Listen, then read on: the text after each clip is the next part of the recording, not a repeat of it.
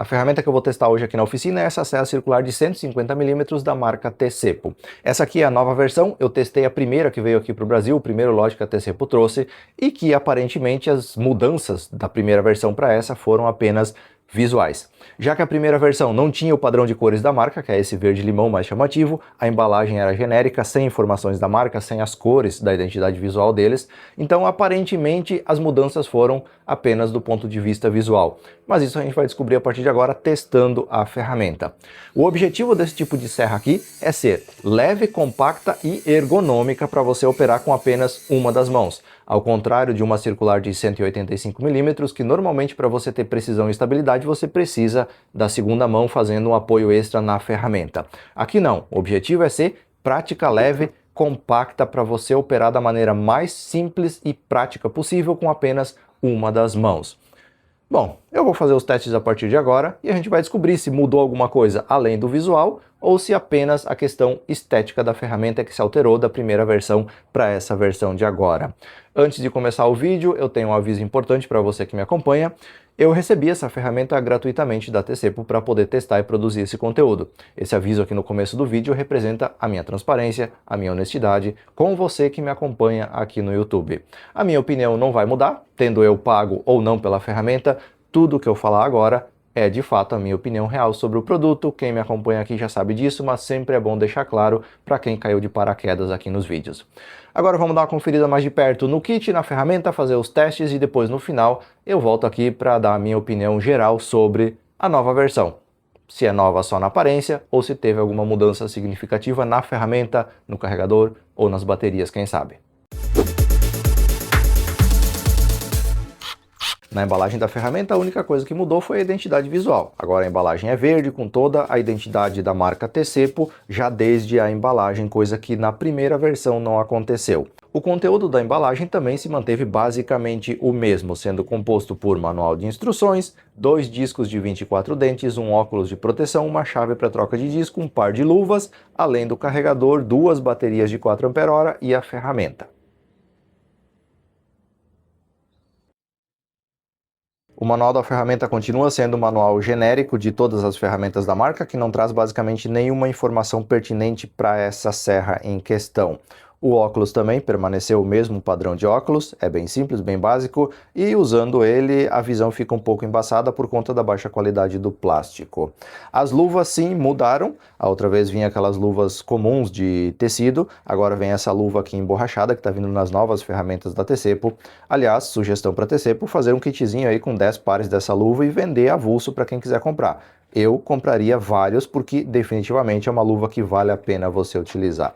Já o carregador da ferramenta continua vindo aqui com a etiqueta dizendo que é de 2 Ah. A primeira versão não entregava os 2, vamos testar depois para ver se esse aqui entrega. As baterias têm na etiqueta a indicação de serem de 4 Ah. Nesse caso elas entregavam e possivelmente agora continuam entregando. O padrão de encaixe das baterias é do tipo Makita 18 volts, só que essas baterias aqui não são compatíveis com ferramentas originais da Makita. O contrário sim, você pode pegar uma bateria da Makita e usar na serra que ela vai funcionar normalmente. Falando da ferramenta em si, as mudanças maiores são do ponto de vista visual. Antes a gente tinha um plástico de cor azul aqui, agora temos o verde padrão da marca da Tecepo. Então toda a parte verde aqui é de plástico, o preto aqui é emborrachado, o gatilho com trava aqui na lateral que você precisa acionar para conseguir ligar a ferramenta. Aqui a capa de proteção do disco, a parte fixa, ela é de plástico, na outra já era, mas enganava muito bem, parecia ser de alumínio. Agora visivelmente você enxerga que é de plástico, tem inclusive um pigmento aqui dentro do plástico diferente um pouquinho. A parte móvel aqui da capa de proteção do disco parece que melhorou um pouquinho. Eu fiz uma reclamação da outra vez que isso aqui era muito molenga, muito solto e acabava encostando no disco quando você puxava. Depois eu vou montar para a gente testar isso, mas parece que ela está mais firme um pouquinho. Talvez seja só impressão. A mesa dela, a base dela, continua sendo de chapa dobrada, chapa estampada, e continua com o mesmo problema de rebarbas aqui nas bordas. Inclusive rebarbas bem afiadas e perigosas por toda essa parte interna aqui. Então é só um pedaço de chapa que foi cortado e estampado e ficou com esse problema de acabamento. Mas na parte de baixo aqui, sem nenhum problema, base lisinha. Inclusive a questão da firmeza da base parece que está um pouquinho melhor do que na outra versão, que às vezes você sentia um jogo nela. Aqui na parte da frente a gente tem um manípulo que soltando você consegue fazer a inclinação da base para cortar em até 45 graus. Possivelmente essa escala aqui não deve ser muito precisa, temos que medir com esquadro, com gabarito. E aqui, invertendo do outro lado, temos uma outra borboleta que serve para você regular a profundidade de corte. Então, para você cortar com o disco mais ou menos exposto. Aqui nós temos a saída de pó, que na outra versão era bem eficiente, veremos se isso continua, creio eu que sim, porque não mudou o formato da peça, e aqui a trava para você travar o eixo na hora de fazer a troca ou colocação do disco de corte. Aqui na etiqueta temos a informação que a rotação dela é 7.600 RPM e a profundidade máxima de corte 54 milímetros. Coloquei uma bateria aqui para a gente testar a ferramenta, ainda sem o disco. A outra que eu testei tinha partida suave e parada instantânea, freio instantâneo. Vamos ver se essa também tem.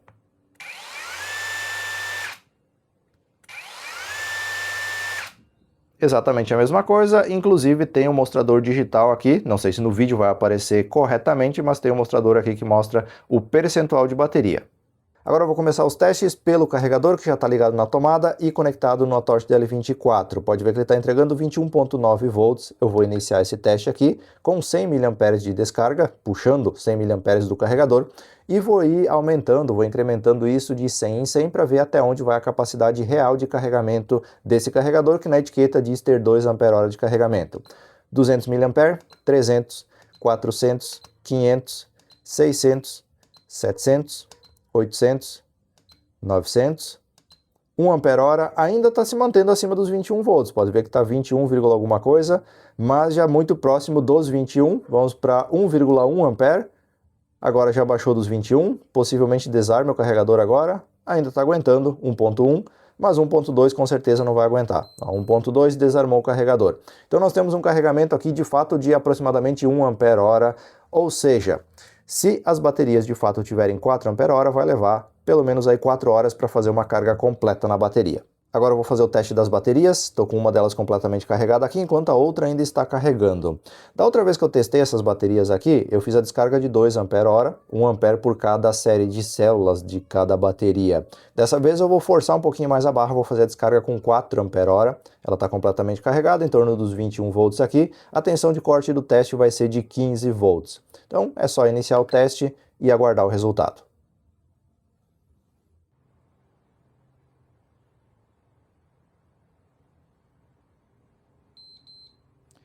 Teste da bateria concluído e mesmo com descarga de 4 ampere-hora, a bateria conseguiu entregar o que promete na etiqueta. Deu 4.096 mAh, 1 hora e 1 minuto e 29 segundos a duração do teste. Agora, para prosseguir com os testes, eu preciso instalar um disco aqui na serra. Então, vou remover aqui o parafuso e o flange de aperto. Lembrando que esse tipo de parafuso aqui normalmente é rosca esquerda. Então ele vai soltar para a direita. Aqui tem um dos discos que vieram com a serra, um disco de 24 dentes para madeira, não tem nenhuma inscrição, nada impresso aqui no disco.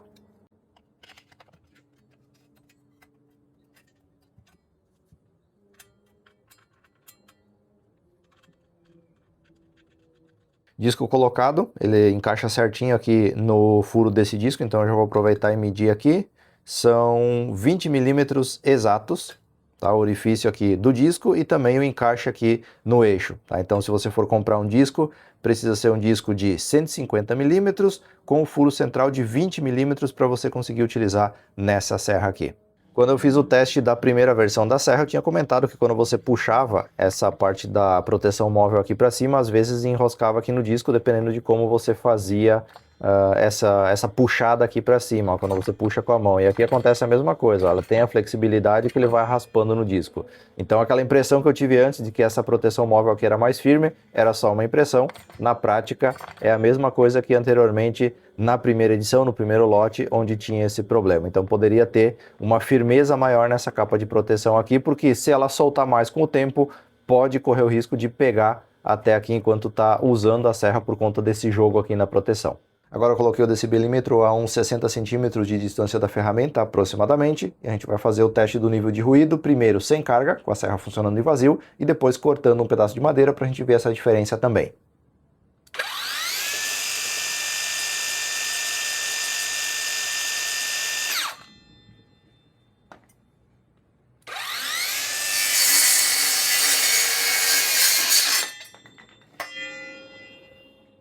Em vazio, o nível de ruído ficou na média dos 90 decibéis, o que não chega a ser um grande incômodo. Porém, cortando madeira, esse nível passou para praticamente 100 decibéis e nesse ponto é indispensável que você use proteção auricular.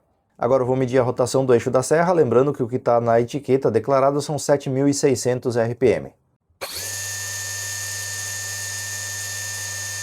Praticamente 6.000 RPM, é uma rotação excelente para você cortar chapas, cortar madeira, porém é uma rotação insuficiente para você cortar, por exemplo, cerâmica, porcelanato, concreto. Nesse caso, não é a rotação ideal para esse tipo de utilização.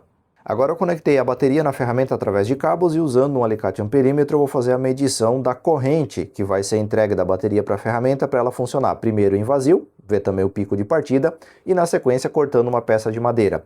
Com essa informação a gente vai conseguir fazer uma estimativa de minutos de utilização da ferramenta com uma carga completa de bateria, já que a gente já fez a medição da bateria anteriormente.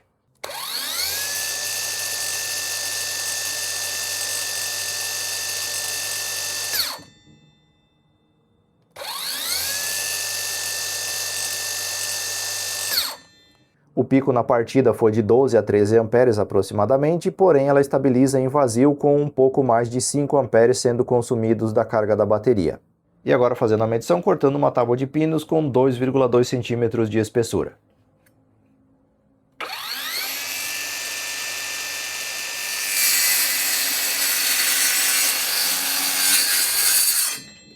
Com uma velocidade de avanço normal aqui durante o corte, ficou em torno dos 8 amperes sendo consumidos pela ferramenta. Agora eu vou tentar fazer uma velocidade de avanço um pouquinho maior para a gente ver o impacto que isso vai causar no consumo de energia da ferramenta.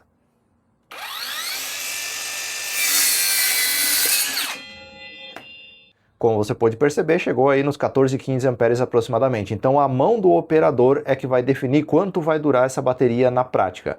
Agora, fazendo um pouquinho de conta, a gente chega na seguinte situação. Esses dados aqui, ó, 4 amperes e 61 minutos, é o que o Atorch DL24 nos devolveu no teste da bateria antes. Então, fazendo uma descarga de 4 amperes, eu consegui 61 minutos de autonomia no meu teste. Logo, se eu tiver uma descarga de 8 amperes, que foi o uso mais controlado da serra que eu fiz, a proporção de 8 para 4 é 2, 60 dividido por 2, 30 minutos de autonomia de uso básico moderado da ferramenta. Se eu forço ela um pouquinho mais, ficando aí na média dos 12 amperes de consumo, a relação de 12 para 4 é 3, 60 dividido por 3 dá 20 minutos aproximadamente. Então, em um cenário de utilização até um pouco mais pesado, um pouco mais intensa, você tende a ter com cada bateria dessa ferramenta em torno de 20 minutos de utilização contínua dela. É claro que conforme a bateria vai sendo consumida, sendo gasta, essa condição vai diminuindo, porque uma bateria completamente carregada, ela vai se comportar diferente de uma bateria já com meia carga, por exemplo. Mas estimando, a gente pode ter aí em torno de 15 a 25 minutos aproximadamente de autonomia de corte com cada uma dessas baterias, isso falando de madeiras ou chapas de até 2 centímetros de espessura.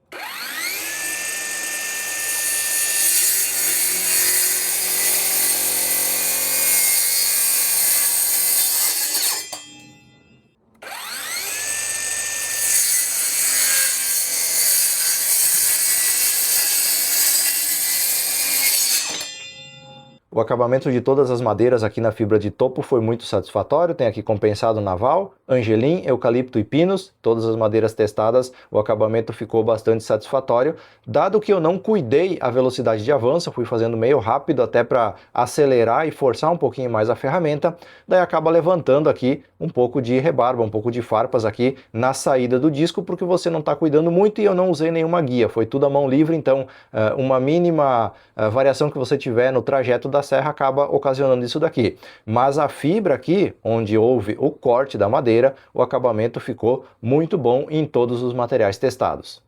Uma coisa que vale mencionar é que apesar de ter um diâmetro bem pequeno, essa saída de coleta de pó aqui é bem eficiente nessa serra. Você pode ver já nas imagens dos testes, mas olha só, eu fiz todos os cortes aqui na borda dessa bancada e fica tudo direcionado em uma única posição, basicamente aqui onde eu fiz os cortes. Não é aquela serra que espalha pó por toda parte.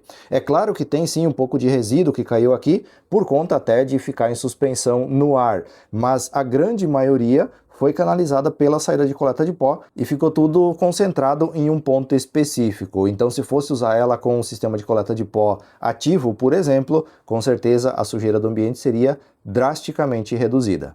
Chegou a hora da minha opinião sobre a ferramenta, mas eu tenho certeza que você já formou a sua própria opinião, já tirou as próprias conclusões a respeito da ferramenta com base em tudo que você viu nesse vídeo.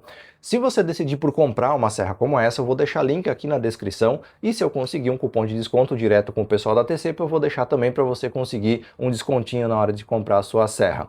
E saiba que comprando através do meu link, você me ajuda e muito na produção de mais conteúdos, de mais reviews como esse. Então, de antemão, muito obrigado. Agora falando sobre a ferramenta. A proposta dessa serra aqui é excelente, que é ser mais leve, compacta, ergonômica, para você usar ela de forma mais confortável, principalmente empunhando com apenas uma das mãos. Problema que normalmente você tem com serras mais robustas, mais pesadas. Tendo isso em vista, você sabe que não é uma serra para você forçar, para você querer fazer trabalho pesado, e apesar de ela ter capacidade de corte de 54 milímetros, você não vai ficar cortando madeira de 5 centímetros o tempo todo com ela. Não é essa a proposta que eu vejo para esse tipo de ferramenta. O uso ideal e mais indicado para essa serra, na minha visão, é: primeiro, fracionamento de madeiras. Então você comprou tábuas e você tem que fracionar essa madeira para trazer para sua oficina, se sua oficina é pequena, ou até mesmo se você tem mais espaço, mas normalmente você fraciona a madeira para começar os seus projetos, para dar seguimento nas usinagens. Então é uma serra excelente porque você não depende de uma tomada, de uma extensão, para ficar fracionando a madeira lá no quintal ou até mesmo na rua, por exemplo. Eu, quando compro madeira, eu fraciono lá na rua antes de trazer para dentro da oficina. Então, para esse tipo de uso, excelente. Se você trabalha com chapas de compensado naval, por exemplo, também é uma excelente ferramenta, porque ela deixa um acabamento muito satisfatório em cortes em compensado com esses discos que vieram com ela, que são 2, inclusive, então vai durar um bom tempo sem você precisar repor. Só abrindo um parênteses, os discos de 150 milímetros compatíveis com essa serra estão absurdamente caros na data da gravação desse vídeo, tendo discos custando praticamente o preço da ferramenta.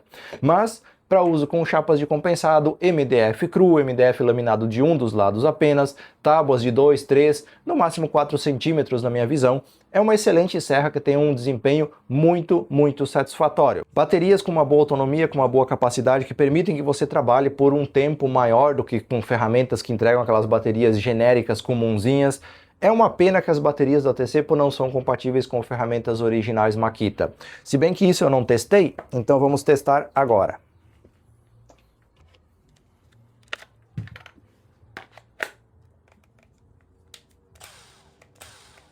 Não são compatíveis, então continua vindo sem compatibilidade. Isso é uma pena. Já as baterias da Makita funcionam normalmente na ferramenta, como já era esperado. Para concluir o papo das baterias, temos também o carregador, que na etiqueta diz carregar 2 A por hora, mas na prática carrega só 1. Poderia ser um pouco mais rápido, mas eu entendo também que precisa ter um equilíbrio entre velocidade de carregamento com o tamanho, com a capacidade da bateria, para você não desgastar, não degradar essa bateria precocemente. Então, 1 A de carregamento não é dos piores cenários, mas a etiqueta está incorreta. Deveria ou baixar a etiqueta para 1 A ou melhorar o carregador para carregar os dois que promete ali. Mas, de forma geral, uma ferramenta bastante equilibrada e decente, se custando o preço que está custando hoje, que fica oscilando entre 500 e 600 reais aproximadamente. Acima disso, já tem que analisar muito bem a situação, porque começam a entrar outras linhas, outras marcas de ferramenta aí no meio para concorrer com ela. Mas, de forma geral, uma ferramenta muito boa, muito equilibrada, e com certeza, se você adquirir, você vai conseguir fazer bom uso dela. Tem sim os probleminhas, como a folga aqui da parte móvel da proteção da lâmina, rebarbas aqui na base que precisam de um cuidado, de um lixamento. Isso é básico de qualquer ferramenta, você não vai pegar uma ferramenta que seja perfeita, que tudo está bonitinho como deve ser. A questão do esquadro aqui para inclinação, você precisa conferir isso sempre com gabarito ou com esquadro, não dá para confiar nessas marcações de ângulo aqui, por exemplo. E uma coisa que eu sinto falta é que não vem com uma guia paralela com essa serra. Eu acho que não ia acarretar um custo absurdamente maior na ferramenta e poderia implementar um recurso a mais, vir com um recurso de guia paralela, já que tem aqui a furação para você prender isso na base. Então fica aí como sugestão para talvez a TC trazer isso nas próximas versões, nos próximos lotes dessa serra. Então, para resumir nossa conversa e encerrar nosso vídeo, se você está procurando uma serra leve e compacta para você operar com uma mão apenas, que tenha um desempenho satisfatório, baterias decentes acima da média do mercado, é uma opção a se considerar. Eu acho que vale a pena você olhar com carinho para essa serra da TC aqui. No mais, muito obrigado a todo mundo que acompanhou até aqui. Dúvidas, críticas, opiniões, sugestões sempre são bem-vindas aqui nos comentários. E eu te vejo no próximo vídeo.